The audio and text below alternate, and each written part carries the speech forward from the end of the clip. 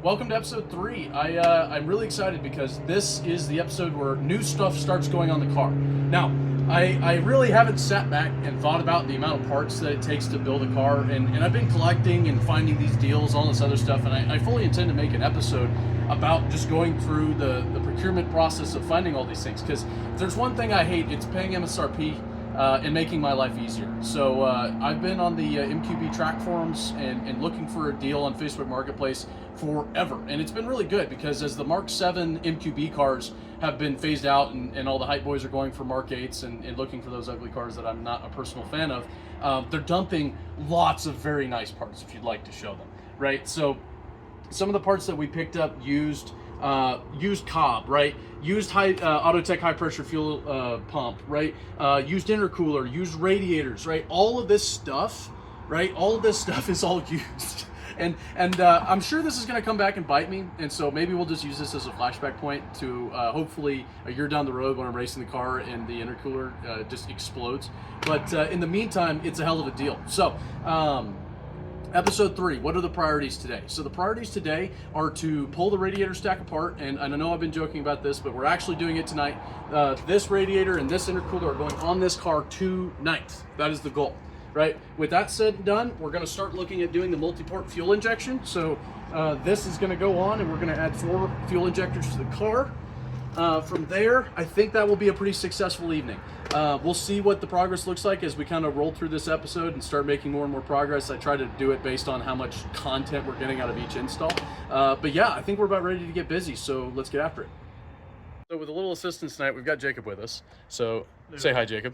So Jacob is a close coworker of mine. He's got some cool stuff going on. We'll probably do a little bit of a section about the Miata and the Dark Horse here in a little bit. But I really appreciate the help tonight, and let's take a quick look at what we just got knocked out. So as you can see, this stack is finally off, right? So I'm just going to do this. In fact, I'm going to hand this to Jacob. You want to hold that for a second? So I'm going to do this all triumphant if I can. So this thing's got to come up here, but it should pop up if I can get it to. Oh man, I'm not even gonna look all cool. Okay, let's see if I do this. Nah, okay, not worth it. Okay, we're gonna pause and come. All right, friends, as you can see, front bumper horn is off. We are currently inhibited by the air conditioning lines, and we've made the executive decision to pull them and then just recharge the car later on. But Jacob's got something he wants to show you. That's what Mighty Car Mods does, right? Whenever they... Here, why don't you strum it a little bit, and I'll just throw some guitar.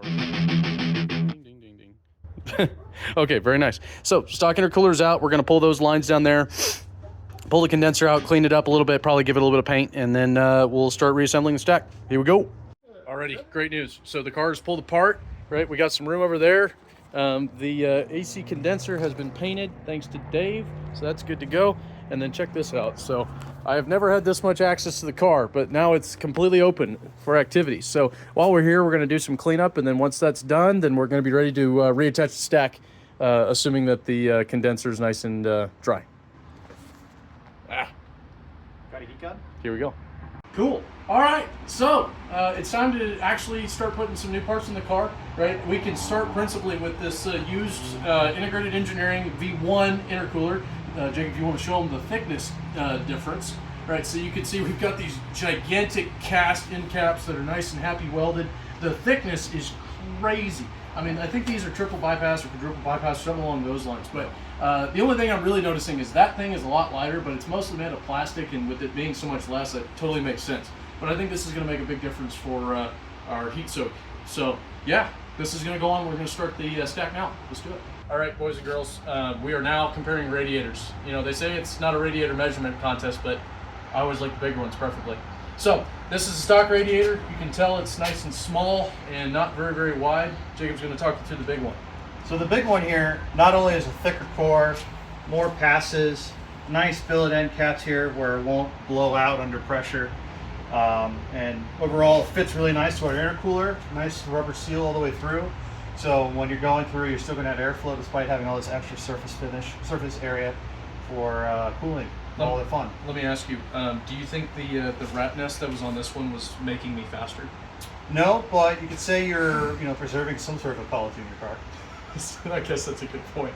All right, on to the next one. Alrighty, we got our big bad jilly widdly bobs right here and right here. So the next step is to see how the stack fits into the bumper. So alligator clips, brand new alligator clips right here and right here. We're basically just going to rock this whole thing up and then click it into place and see how it fits, right? The radiator does not have to stay there. It's not, it doesn't have to go into as one giant assembly, but we do think it'd make things a little bit easier. So we're going to give it a shot and see what the test fit looks like, and then we'll go from there. I'm kind of blown away right now because you guys saw last episode. It was slow going. Everything was a huge pain. Everything fought me, you know, 2 hours on one bolt, another 2 hours on another bolt. This is going fabulously. So let me show you what this stack looks like all put together, because I mean it's art. It looks great. This is AC condenser, right? AC condenser on the front side, giant aluminum intercooler, giant aluminum radiator, and the stock fan. So all that fits in one big happy package, and it's all mounted to the center section here. So we, like we mentioned, we repainted the condenser so it looks nice and black, right? No more rock chips and debris. Everything else is sitting super nice. I'm just really happy with this. Alligator clips went right in, had zero issues. So now, since things are going so well, something has to give. So we're gonna try to restab it, and if it goes easy, then hooray. If not, interesting content. Ready to go? Yeah. Let's do it. Okay. This is awesome news. So the whole thing is back in loose. So we haven't tightened down any of these bolts up here just to give ourselves a little bit more room in the quote unquote service position. The condenser lines are back in, so we're not hurting our dryer for the air conditioning system. You can see we still have some semblance of rock chips, but these are just like, you know, bends to the fins and things like that. But it looks way better than it did whenever it was full of broken stuff. But everything is really nice. The only thing I'm noticing to be really tight is our clearance from our fan to radiator and the charge pipe right here. I don't think I could run aftermarket charge pipes. I think that would probably be a limiting factor. But elsewise, look how tight everything is. It is super nice. Right, we're gonna do a little bit of tape or something across the top here to seal the fan so that we're not blowing air straight out. But it is really nice. So this is essentially where we started, except all of the old stuff is out. In fact, let's have a quick look. So here is the old intercooler, right? Old intercooler, out and about, completely clear, and then old radiator, out and about, totally clear. So commonality. We start looking pretty clean, and then all of a sudden at the end there's crap all over our faces and stuff. So. It's the nature of working on cars. But the great news is that we've made awesome progress for tonight. I think we're going to call it. Tomorrow's going to be MPI day, multi-port fuel injection. And we're going to do some small stuff, clean up, kind of get things going. But Jacob, thank you for coming, sir. Really appreciate it. Please. Where can they find you on Instagram, I'm assuming? Or do you have social media that you prefer? I don't remember any of those tags. Fairly reasonable. I will find them and I will put them here-ish unless he asks me not to. But anyway, thank you for your help.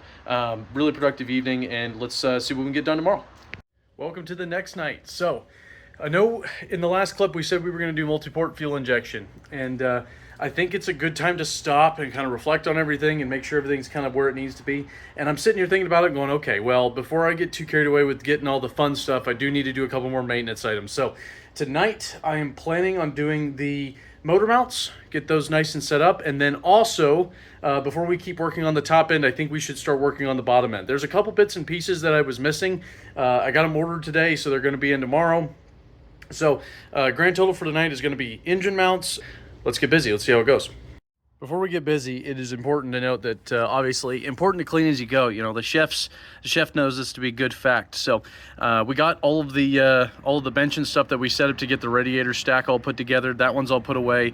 Everything's been swept under there. I've cleaned up the old spill for like the third or fourth time, which has honestly kind of got me thinking that I need to stop being lazy. So this is kind of what it looks like under here, and you can see it's just kind of gross, right? So let me change the setting on my light here, and you can see exactly what I'm talking about, right? So the oil pan is nasty, subframe is gross, right? This is the aluminum subframe that you can't even tell because it's just so caked in oil and crap. So I think we're going to take a little minute to do some TLC and get this whole thing cleaned up, and hopefully by the time I clip in next, you'll be like, wow, that's great, look how much better it is. So here we go. This is the part where you go, oh wow, look how much better that is. So the oil pan isn't completely covered in oil, and now the subframe actually looks like aluminum. It's funny how that works. I would say that it was a little bit of brake clean, but that would be a lie. It was like a lot of brake clean. Those are 2 cans. I've probably used another 2. I already threw away.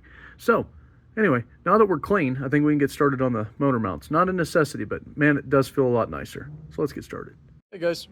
Okay, so we got the jack supporting the engine. And then we've gotten all these bolts up here loosened up. So I'm just going to make sure that you guys can see it. There we go. So this one's loosened up. One on the back side's loosened up. This one's ready to go. And then these two had to be broken with the half-inch breaker bar.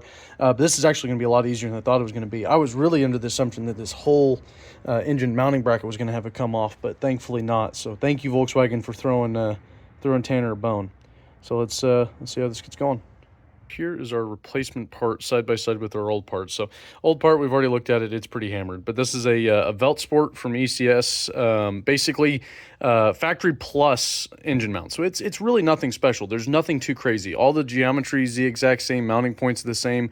It seems like the alloys are very similar in terms of the metal composition itself. The big difference here is going to be the solid bushing. So the solid bushing is a slightly higher durometer, which means it's a little bit less prone to bending and flexing than the stock one. So this should give us street-like performance. It's not going to shake the car anything crazy, but it should definitely give us that factory plus feel that I think we're going to go for. If we need more serious down the road, then of course we'll do that. But I think this is going to be good for now, and has an awesome early Black Friday sale, so that's always nice. Quick side-by-side of a cooked engine mount, so you can actually see the gap here, like above the mount. It is like plain as day through and through, straight over the top, right? Like probably, I mean, almost a finger gap, right? And then if you look at this one, right, all the way up to the top, everything is happy, no finger gaps, everything's good to go. So thank you for your service, Mr. Engine Mount. We are now pretty much through with you. Thank you for your service. These are in, so it is time for the clicky stickies. We got the 3/8 and we got the half-inch over there. We're going to put a good torque on these, and then these are going to be done. Passenger side is in and ready to go. We've pulled the battery tray, and the ECU. Those are the big harnesses right there. We're going to go ahead and pull this this wire trough here, this little piece of plastic here, or this piece of metal here, sorry, and then this mount right here is going to come on off. So let's see how that goes. Somewhere off in the distance, Leonard Skinner is playing Freebird because this transmission mount is out. Now, if you were curious as to what a transmission mount should not feel like, Exhibit A. So I'm going to just hold that with my foot here. Also, don't judge the shop trunkless. They are very comfortable. So that is what the kids call Wallard. Or if you have a girlfriend who has other girlfriends, you could call that ready to settle down. Nice and ready to settle down. Now, what does a new one feel like? Yep, that is that's tighter than a nun, boys. So I think this is the one I'd rather put back in. Another, I think it's a Veltsport mount here. Once again, it's got the better durometer rubber, and hopefully this thing isn't too big of a pain. Because honestly, not super fun. I'm not going to lie. It's not the worst job we've done. The water pump was by far and away the biggest pain in the butt. But getting to those bottom bolts way down there, the ones that you can see are real bright white and shiny, those are a huge pain. So here we go. Wish me luck. I think it is about time to call it a night. This is all put together. I'll give you a little bit more light here so you can see. But all that is all done. So we got the new mount in. Over here, it's all torqued. Same with that one over yonder. So we now have new engine mounts. We do have an insert for the dog bone, so we're going to throw an insert in the dog bone when we get down there to start the downpipe. I was hoping we were going to start the downpipe, but it looks like it's not going to happen. It's already about 11:30, so it's about time to crawl in bed and go to work and hopefully attack this thing fresh. So we'll see how it goes. Thanks for hanging out with me tonight, guys, and we'll see you tomorrow. Tanner has officially changed shirts. This time it's a hoodie, which means it's a new night. So now we're going to work on some multi-port fuel injection. So to be honest with you, very much so procrastinating. I really don't want to have to put all that wiring back together that I did to do the engine mounts. Yes, I'll get it done, just not tonight, probably. So I figured it would make myself feel better if I put go-fast parts on the car rather than doing preventative maintenance, which makes sense, let's be honest. So anyway, we're going to go ahead and start swapping some new hardware onto the MPI system. I'll kind of let you guys see what that looks like, what kind of stuff needs to get swapped, and from there it should be a pretty straightforward install. This will be the first time we're actually hacking into the what's it called, hacking into the engine harness. So we got to add some pins and stuff for the new fuel injectors and some signal wires and some low pressure fuel and all the other fun stuff. Here we go. Here are our two intakes. So this is the intake that came out of the Audi. You can see it's still got the throttle body on it, some other pieces, and some mounting bits, right? And then this is the MPI intake that I pulled off the Golf R. Now you're gonna ask, you say, Tanner, okay, what's the difference, right? How is this any different? Why don't you just modify this one? Well, as you can see, these are empty holes. These ones right here, right? These are all empty, and on the European spec cars, all of those are full of, or those are holes basically for the fuel injectors. Now you can see on this one, you can actually see through all the way through it. Hopefully, yeah, there you go. Now you can see through it. So this one is a CTS kit. This particular throttle, or sorry, not throttle body, but this intake manifold came off the R. It was the stock intake on the R. All we did was add some mounting holes for the rail itself, and then drill out the holes, and then boom, bang, all good to go. That's pretty much all it takes. So we're gonna swap the stuff that didn't need to be replaced. We'll change some gaskets, and then I'll show you guys what it looks like. There are many great moments that make humans, bring us our humanity and make us who we are. And I think one of those is being a master of our environment, because I'm sitting out there, I'm swapping all these parts on these intakes, and I'm thinking to myself, damn, it's cold, right? In southern Arizona, I am appalled to admit that in deep late November, it is almost 55 degrees outside, and my legs just can't take it, right? I'm in shorts, right? So look, I mean, I'm not built for this, you know? I did my time, right? I did my time in snowy weather. I won't say where, but I did my time, and I'm not due for this anymore. So with that, welcome to the table inside the shop, so that I don't have to stand outside. So this was almost all for naught, to be completely honest with you, because everything is swapped over on the intake. Let's have a quick look. Okay, so everything's flipped over, right? Got the sensor back on it, got all the hardware swapped over, got the lines swapped over, got the throttle body slipped over, all the cable management. I even put on the semi-newish gasket that was on this one, and got it on over here. This one looking pretty naked, not gonna lie, pretty naked. But hey, that's gonna go in a box that I'll probably tote around for the next 20 years and never remember I have. Anyway, this one is ready to go. So let's go ahead and take a look and see what it'll look like when it's in the car. This is coming along fabulously, right? This actually looks like an intake again, and everything's back installed. However, I just realized that I totally did not put the clip on that lower or that upper radiator hose, so this all gets to come back out again. Thankfully, no hardware in here, but I did do all the wire harnesses and all the other fun stuff. So anyway, it'll be so much fun doing this twice. Here we go. So you guys remember how much fun that was to do the second time, right? Because we messed up the thing on the first time. Now it's all back together. I got all the bolts in. Everything kind of started to get going, right? I put the intake charge pipe back on. I got all the wiring just right, and everything is looking perfect. We're all ready to go, except for all the intake diverter flaps just sitting on top of the cowl there. So guess what we get to do? You guessed it, 3 times. So, you know, honestly, at this point, I'm just getting. Actually, I take it back. There's no upside here. I'm not fast at this at all. This is just slow and painful. But hey, sacrifices for horsepower. Here we go. Wow, guys, that was super duper fun. I'm so excited I got to do that again. So if you see all the way down there now, here, one second, let me move that out of the way. See all the way down there now, the intake flaps are now in the car where they're supposed to be. All right, all the way across. And there are none up here. All right, one second, we're gonna zoom back out here. See? There are none right here. This is where they don't go. That is where they do go. 1, 2, 3, 4, all accounted for. Now we get to do this again. I have great news. So third time was indeed the charm. We are no longer in intake manifold hell. So all of this is all buttoned up, right? So the intake charge pipe's on, all the wiring is reconnected, all of the little NOx sensors, all the vacuum sensors, all the vacuum lines. Let's see, I haven't plugged this in yet because I'm not sure if I need to. I'm going to wait for a little bit. I have the multi-port fuel injection rail. I have it mocked up just very lightly.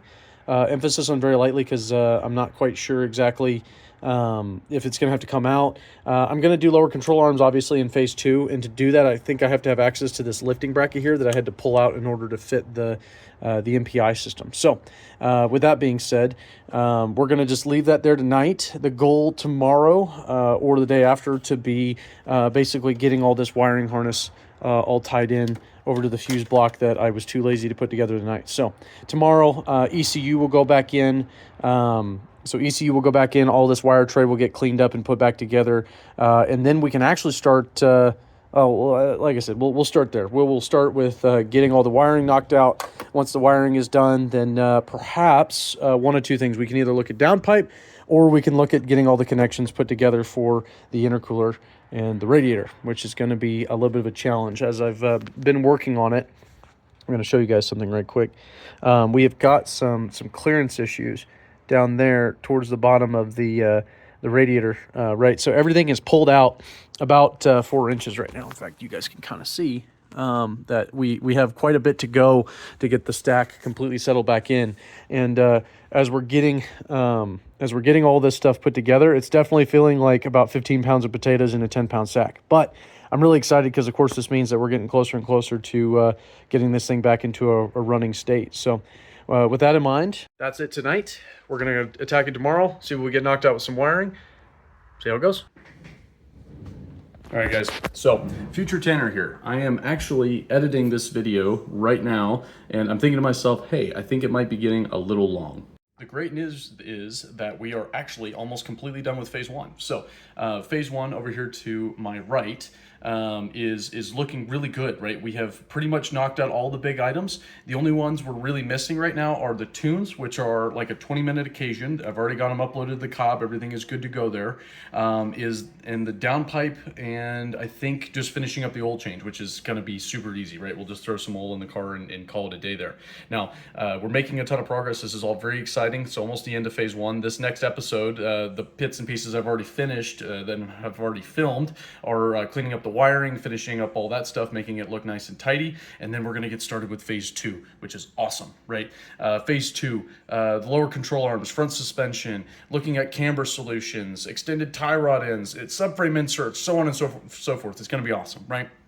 So this is episode 3, right? If you haven't seen episode 1 or 2, the playlist is going to be linked here. As always, like and subscribe to the Low Altitude Motorsports YouTube channel. Hopefully you guys appreciate the content I'm putting together here. If you have some thoughts, leave a comment. I always like to read those. So I appreciate your patience. I appreciate your time watching the video. Have a great time. Have a great night. Anyway, bye.